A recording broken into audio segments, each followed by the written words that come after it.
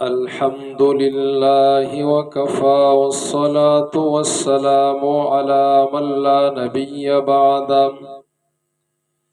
أما بعد فأعوذ بالله من الشيطان الرجيم. بسم الله الرحمن الرحيم.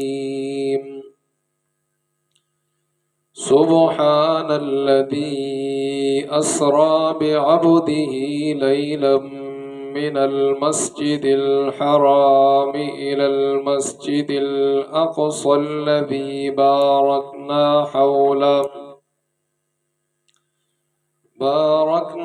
حوله لنريه من آياتنا إنه هو السميع البصير.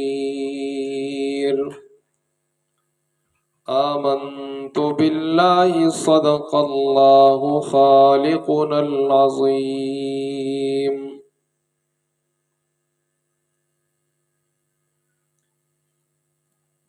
واقعہ معراج جو کہ قرآن مجید کے 15 پارے سورۃ الاسراء کے اندر اللہ تبارک و تعالی نے بڑے تفصیل کے ساتھ بیان فرمایا ہے، اور یہ واقعہ حضرت محمد مصطفیٰ صلی اللہ علیہ وسلم کی معراج کا واقعہ یہ ایک معجزہ ہے جس نے تمام کائنات کو عاجز کر دیا ہے۔ حضرت آدم علیہ السلام سے لے کر آقائے دو جہان صلی اللہ علیہ وسلم تک جتنے انبیاء کرام آئے تھے، اللہ تبارک و تعالیٰ نے ہر نبی کو ایک معجزہ دیا تھا۔ حضرت موسیٰ علیہ السلام کو یہ معجزہ دیا تھا کہ وہ اپنے لاٹھی کو میدان میں پھینکتے اور وہ اژدہا بن جاتی، اور جتنے سانپ ہیں دوسرے کاہنوں کے، جادوگروں کے، ان سب کو نگل لیتا۔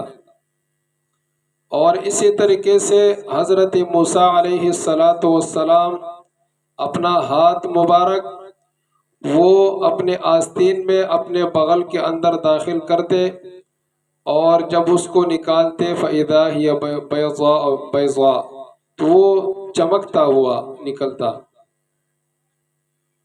اسی طریقے سے اللہ تبارک و تعالی نے حضرت عیسیٰ علیہ السلام کو بھی معجزہ دیا، اور حضرت عیسیٰ علیہ السلام کا جو معجزہ تھا وہ مردوں کو زندہ کرتے، اور اسی طریقے سے جو برس کی بیماری ہوا کرتی اس کے علاج کرتے تھے۔ تو اللہ تبارک و تعالی نے آپ صلی اللہ علیہ وسلم کو جو معجزات دیے، اس میں سے سب سے بڑا جو معجزہ ہے وہ معراج کا ہے۔ رات کے وقت آپ صلی اللہ علیہ وسلم حضرت ام ہانی رضی اللہ تعالی عنہ کے گھر آرام فرما رہے تھے کہ اسی اثناء میں رات کے وقت حضرت جبریل علیہ السلام آئے، اور حضرت جبریل علیہ السلام کے ساتھ اور بھی فرشتے تھے۔ دروازے سے نہیں آئے بلکہ اوپر سے چھت وہ پھٹ پڑی اور چھت کے طرف سے آئے۔ آپ علیہ السلام کو اٹھایا اور آپ سے کہا کہ معراج کے سفر پر جانا ہے، اللہ سے ملاقات کرنی ہے۔ آپ علیہ السلام وہاں سے اٹھے اور بیت اللہ شریف میں جا کے مکہ مکرمہ میں جا کر وہاں پہ سو گئے بیت اللہ شریف کے اندر۔ حضرت جبریل علیہ السلام آئے اور آپ کو حتیم کعبہ سے وہاں سے اٹھایا اور آپ سے کہا کہ معراج کے سفر پر جانا ہے۔ آپ علیہ السلام وہاں سے نکلے اور کعبہ کے بالکل قریب جو چاہے زمزم تھا، جو وہاں پہ زمزم کے پانی کا جو چشمہ ہے وہاں پر آئے۔ حضرت جبریل علیہ السلام نے آپ علیہ السلام کو لٹایا اور آپ کے سینے مبارک کو اس کو چاک کر دیا اور اندر سے دل کو نکالا، اور جو جبریل علیہ السلام اپنے ساتھ سونے کا جو تشت لے کر آئے تھے جنت سے، اس میں آپ علیہ السلام کے دل مبارک کو اندر ڈالا اور زمزم کے پانی سے آپ علیہ السلام کے دل کو اس سے صاف کیا اور اس کو دھویا۔ اس کے بعد وہ جو جنت سے جو تشت لے کر آئے تھے، جو علم اور حکمت سے بری ہوئی تشت تھی، آپ علیہ السلام کے دل کے اندر اس کو ڈال دیا اور پھر آپ کے دل مبارک کو اس سینے کے اندر دوبارہ رکھ دیا گیا اور اس کو سیا گیا۔ پھر آپ علیہ السلام وہاں سے چلے اور اس براق کو جو حضرت جبریل علیہ السلام جس براق کو لے کر آئے تھے، یہ براق برق سے ہے، اور برق بجلی کو کہتے ہیں، یعنی جس تیزی سے بجلی چلتی ہے اور آتی جاتی ہے اس براق کا رفتار اس سے بھی زیادہ تیز۔ آپ علیہ السلام کو اس پر سوار کیا گیا، اور یہ جو براق ہے یہ سواری یہ خچر سے چھوٹی، اور جو گدھا ہے حمار اس سے تھوڑی سی بڑی تھی۔ روایت کے اندر آتے ہیں کہ آپ علیہ السلام آگے سوار ہوئے اور حضرت جبریل علیہ السلام آپ کے پیچھے بیٹھ گئے، اور یہ جو سواری تھے براق تاحد نگاہ، جہاں تک نظر آتا تھا تاحد نگاہ اس کی رفتار تھی۔ کیا مطلب تاحد نگاہ؟ یعنی اس کا یہ جو ایک پیر رکھتی تھی جہاں تک نظر پہ آتا ہے، جہاں تک تاحد نگاہ وہاں تک اس کا پہلا جو قدم ہے وہاں ہوتا تھا۔ تو آپ علیہ السلام وہاں سے چلے اور پھر جا کر مدینہ منورہ کے مقام پر، یثرب پر، جس کو پہلے یثرب کہا جاتا تھا، وہاں پر آپ علیہ السلام اترے، اور حضرت جبریل علیہ السلام نے فرمایا یا رسول اللہ یہاں پر 2 رکعت نماز پڑھ لیجئے، اور پھر فرمایا کہ یہ مدینہ ہے، یہاں پر آپ نے سفر کر کے آنا ہے، ایک دن آپ سفر کریں گے، یہاں پہ آپ تشریف لائیں گے۔ وہاں پر 2 رکعت نماز ادا کی، اس کے بعد وہاں سے چلے، اور وہاں سے چلتے ہوئے آپ علیہ السلام گئے اور طور کے کوہ طور کے مقام پر، جہاں پر حضرت موسیٰ علیہ السلام اللہ تعالیٰ کے ساتھ ہم کلام ہوئے تھے، وہاں پہنچے۔ جب وہاں گئے تو وہاں پر اترے، حضرت جبریل علیہ السلام نے فرمایا یا رسول اللہ یہاں 2 رکعت نماز ادا کیجئے، یہ وہ مقام ہے کہ جہاں پر حضرت موسیٰ علیہ السلام اللہ تبارک و تعالیٰ کے ساتھ ہم کلام ہوئے تھے اور اللہ سے ملاقات ہوئی تھی۔ وہاں پر حضرت محمد صلی اللہ علیہ وسلم اترے اور 2 رکعت نماز پڑھی، پھر وہاں سے آپ علیہ السلام سوار ہوئے اور اس براق پر سوار ہوئے اور چلے، یہاں تک کہ مدین کے مقام پر پہنچے۔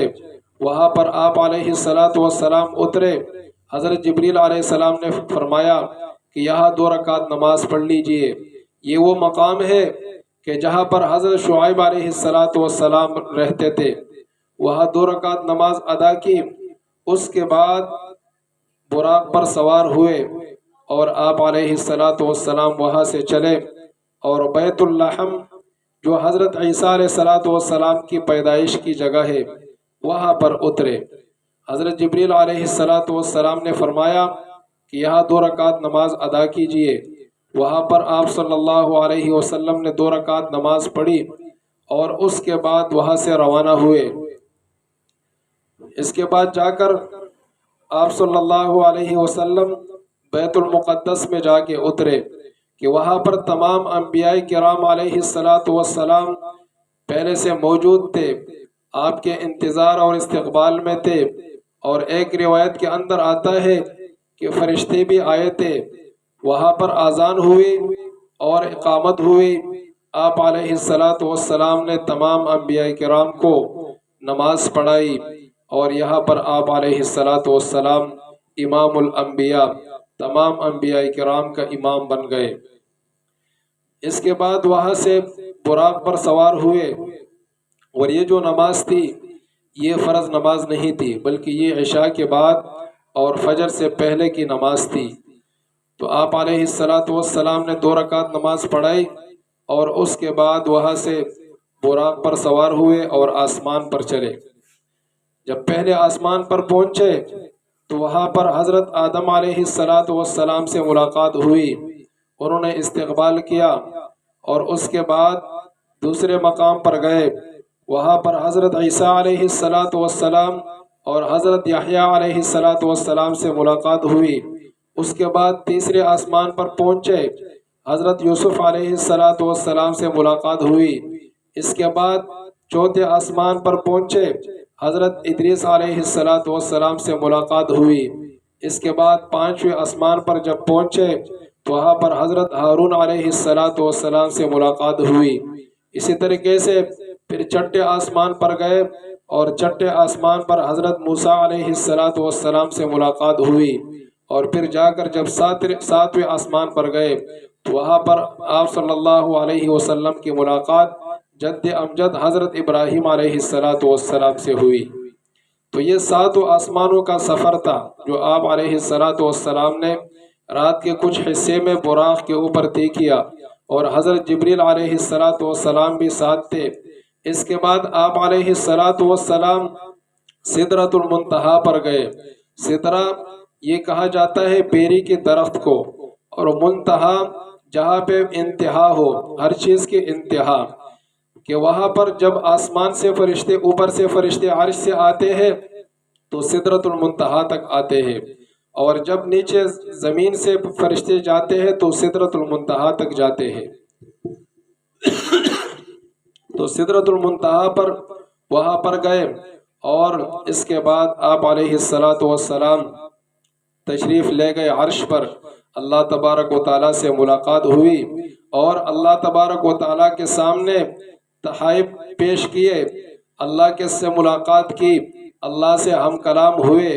اور یہ جو معراج کا واقعہ ہے یہ خواب میں نہیں تھا، بلکہ یہ بیداری کی صورت میں تھا، کہ حضرت جبریل علیہ السلام نے آپ کو اٹھایا تھا اور براق پر آپ تشریف لے گئے۔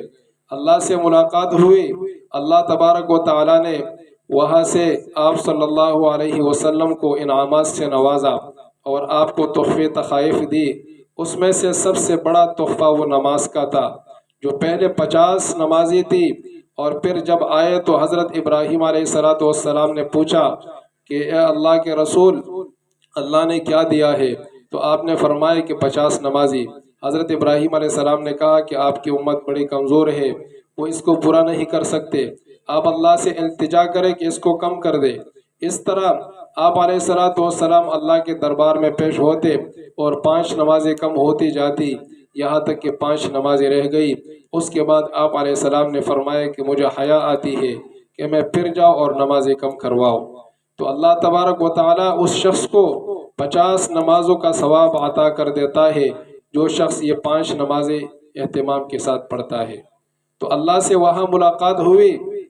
اس کے بعد آپ علیہ السلام وہاں سے واپس تشریف لائے اور مکہ مکرمہ واپس آئے، اور یہ سارا واقعہ آپ علیہ السلام نے وہاں پر جب سنایا تو اس وقت جو کافر تھے، مشرک تھے، اور اس وقت کے منافقین جو تھے، انہوں نے مذاق اڑانا شروع کر دیا، اور انہوں نے کہا کہ آج تک یہ کچھ اور کہتے تھے اور آج اس نے اتنا بڑا دعویٰ کیا۔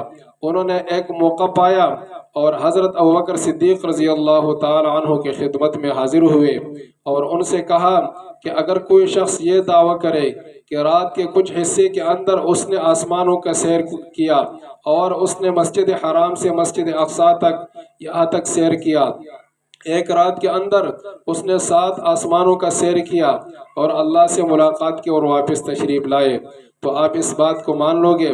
حضرت ابوبکر صدیق رضی اللہ تعالی عنہ نے کہا کہ اگر یہ بات حضرت محمد صلی اللہ علیہ وسلم نے کی ہے تو میں بالکل ماننے کے لیے تیار ہوں، اس میں ذرا برابر بھی شک نہیں ہے۔ تو آپ علیہ السلام نے حضرت ابوبکر صدیق رضی اللہ تعالی عنہ کو صدیق کا لقب عطا کر دیا۔ تو یہ تھا معراج کا مختصر واقعہ جو آپ کے سامنے پیش کیا گیا، اور ابھی معراج کی رات آنے والی ہے، تو اکثر لوگ اس میں عبادت کرتے ہیں۔ بے شک اس میں لوگ عبادت کرے، اللہ کو یاد کرے اور اللہ سے اپنی مغفرت طلب کرے۔ اللہ تبارک و تعالی ہم سب کا حامی اور ناصر ہو۔ وآخر دعوانا ان الحمد للہ رب العالمین۔